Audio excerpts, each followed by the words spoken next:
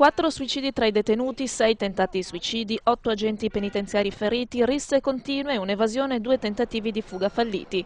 È una situazione al collasso, quella delle carceri del Veneto, che con l'estate rischia di essere dimenticata da un'opinione pubblica ormai in vacanza.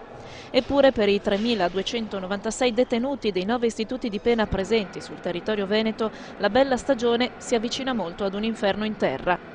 A condividere la medesima sorte sono gli agenti di polizia penitenziaria che anche oggi denunciano le criticità e le difficoltà di una realtà ai limiti della sopportazione umana.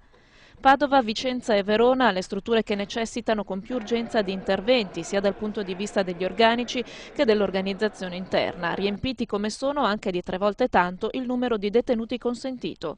Non stanno meglio i penitenziari veneziani della Giudecca, carcere femminile, e di Santa Maria Maggiore, rimasti fermi all'Ottocento nelle strutture e nella logistica, ormai emblemi del degrado. Prima dell'estate il governo aveva promesso un decreto per un piano carceri che non è mai arrivato e anche gli enti locali, laddove le competenze glielo concedano, soprattutto a livello urbanistico, continua la denuncia dei sindacati degli agenti, non stanno facendo nulla.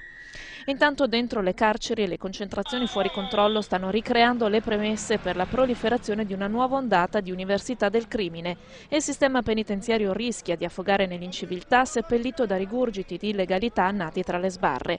Un sistema che produce morte e sofferenza e che trasforma per i detenuti la pena in supplizio e per gli agenti il lavoro in tortura.